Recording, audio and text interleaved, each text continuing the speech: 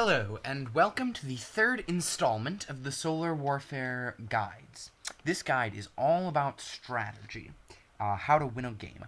So in order to demonstrate this, I've decided to go to a much earlier state than the states I was using in the previous two guides. Those were around turn cycle 20. This is turn cycle 10, and it's in the middle of a major attack on Steven. I have just started to fend off Heather, and Ben is preparing a large invasion. Yeah, everyone hates me. It's normal. So, I'm going to talk about how I survived and how they almost won. So to start, here's how you win the game. Destroy the opponent's economy. I cannot press this enough. It doesn't matter if you destroy their fleet. Well, it does matter, but in the end, it'll have a far greater effect if you destroy their economy, right? Because if you destroy a fleet, they can just build a new one in 2 or 3 turns. If you destroy an economy, though, they're gone. So, there are 3 ways to destroy an economy. The first 2 involve messing with their trade routes. And the way these work, you can see that I've been afflicted by one of these myself. So, the way these work is by either reducing their trade limit directly or getting rid of some of their planets, right? Because trade limit depends on planets. So if they have fewer planets, they die more quickly because they can't sustain their economy. So Heather has done this very, very well in her opening attack.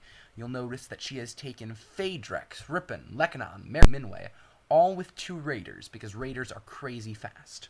Now, because she has done this, I have too many trade blocks, and I have to remove them. Now, fortunately for me, a lot of these are superfluous, right? I don't have anything going on at Javaha, nor do I have anything going on at Sidon.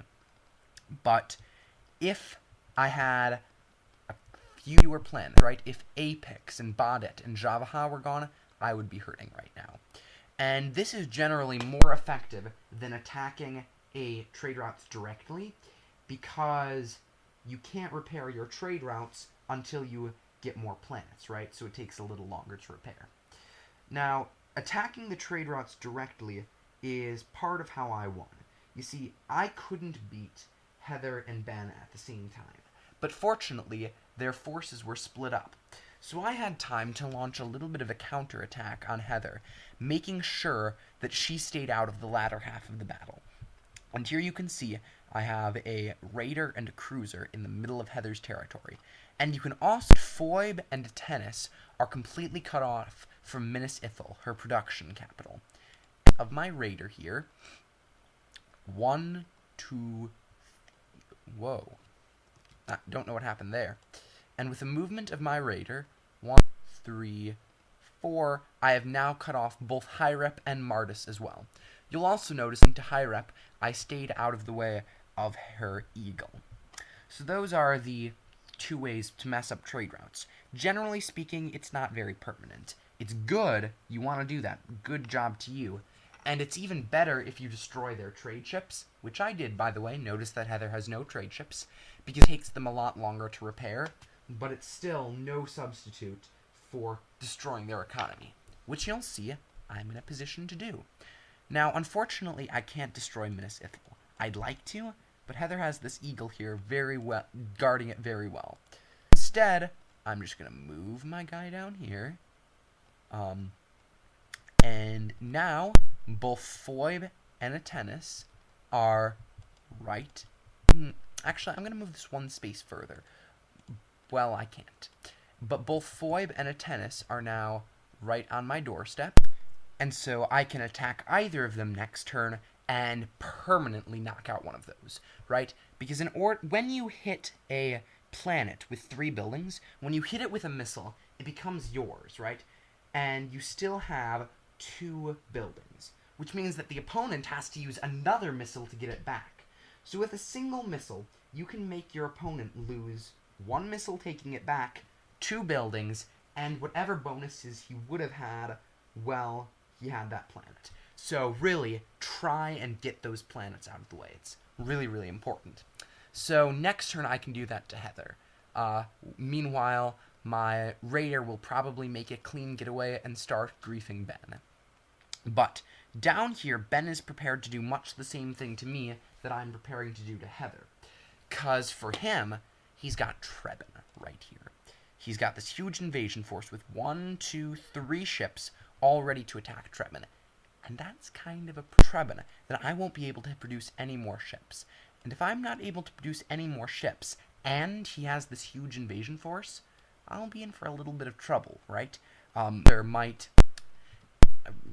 might come back into this game, and I can't really do anything about these ships there if I can't keep on producing ships on Trebin. Now, fortunately, every ship has its advantage, and the advantages of eagles is that they're really, really good to defend. And first of all, I've got one eagle here, and guess what? I can also produce a new eagle. Now, because of this, I've got Trebin really well defended. You'll notice I'm moving my resources off, because I have to break my trade route in order to defend it. But now there's absolutely nothing to do to take Trebin, this turn, at least. So, I have, first of all, a ridiculous amount of force there. Now, the next problem I have is these raiders down here, because they're going to keep causing problems for me. And it's possible that Ben could give them a missile, in which case I'm in for some serious trouble if they meet up with Ben. So I need to stop these right now and right here. But I've only got 2 ships, maybe 3 if we count this raider, to do it with. So let's first see what we can deal with this, and our cruiser. Now, we don't actually need this missile to destroy them, because raiders can't beat cruisers, but we might as well take it on. So the most tempting thing to do is to move to Ripon or this base, but let's see what happens if we do that. Now, Heather's raider has an escape route down here under Phaedrax, right? See how I can't reach that spot?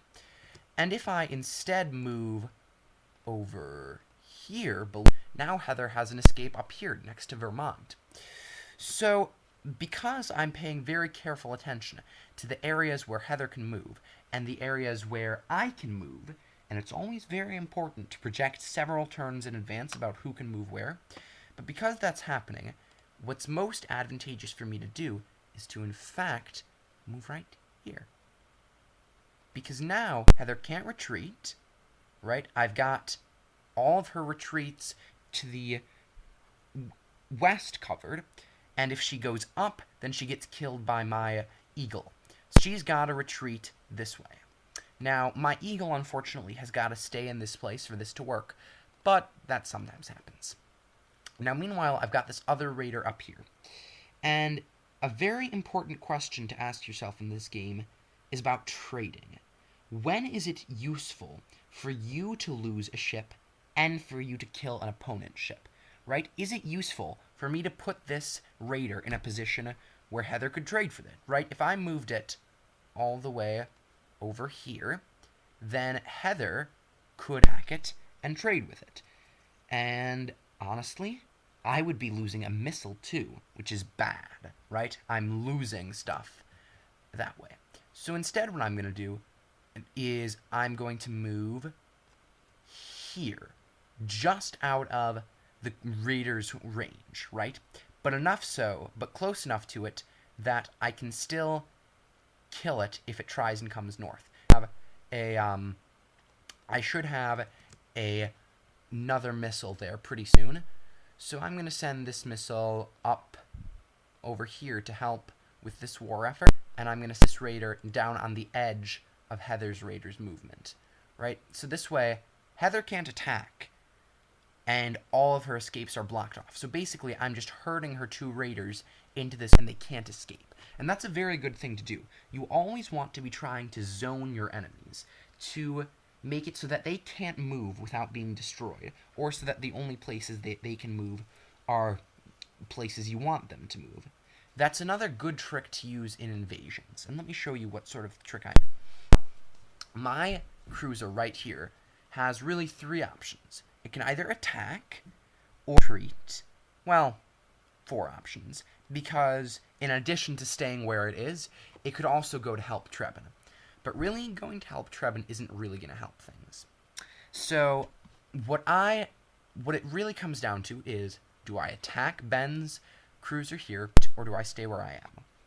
Now, if I stay where I am, Ben is going to take his little cruiser here, and he's going to shoot me with a missile, and there's absolutely nothing I can do about it if I stay there. I'll lose a ship and a missile for nothing. So I don't want to stay there, right? Ben has made it so that I can't stay there. Now, maybe retreating is a good option. But let's see what happens if I attack. If I attack, then sure, I'll get his ship. I keep on making this mistake where I forget to equip my missiles. Remember to always equip your missiles. So if I do this, I've gotten his ship, and the missile is going to disappear. But pretty soon, he'll be able to take down my two. Now, lucky for me, if he does that, he'll have to use a missile, or lose a ship. And that means I'm still coming out ahead on the trade. If his raider was one forward, then was here instead of over here, then he could attack my cruiser, and it would not be a beneficial trade. But as it is, that was a beneficial trade.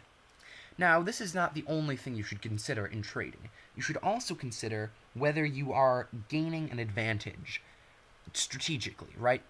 If this ship was important to Ben's attack, then of course I'd want to destroy it, no matter even if it was a bad trade. Conversely, if this ship is important to my defense, then I don't want to risk it, right? So you can't just look at trading values and think that that's the only thing that matters. An important position is very, very good too. Like, if we go over here, Heather could trade some of her for one of my ships, right? But these ships of hers are all so important in defending that it's really not worth it. Similarly, I could... where's a good example? Similarly, I could have tried to go really aggressive here, right? I have this raider here, and I can try and go really, really aggressive.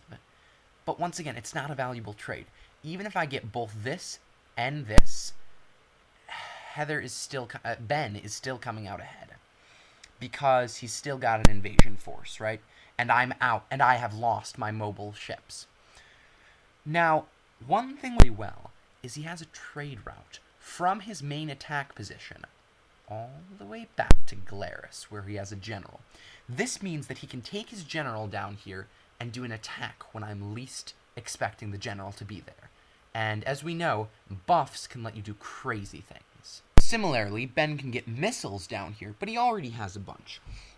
So Ben's in a good position, but I've also done a very good job of guarding Trebin. And I'm going to be able to keep that ship production there. So I have a reasonable chance of guarding this, of succeeding in guarding. Because Ben now can't attack Trebin without trading unfavorably, right? And I actually am going to go for this kill here. And the reason is because I want to make it so that I can produce ships at Trebin, right? If he chooses to take out my cruiser here, then he can't attack Trebin as quickly, and that's what I want, right? Because I want to keep on producing ships here. So the most important things about strategy in this game are thus: keep a good economy. I'll talk about economy in my final video on empire creation.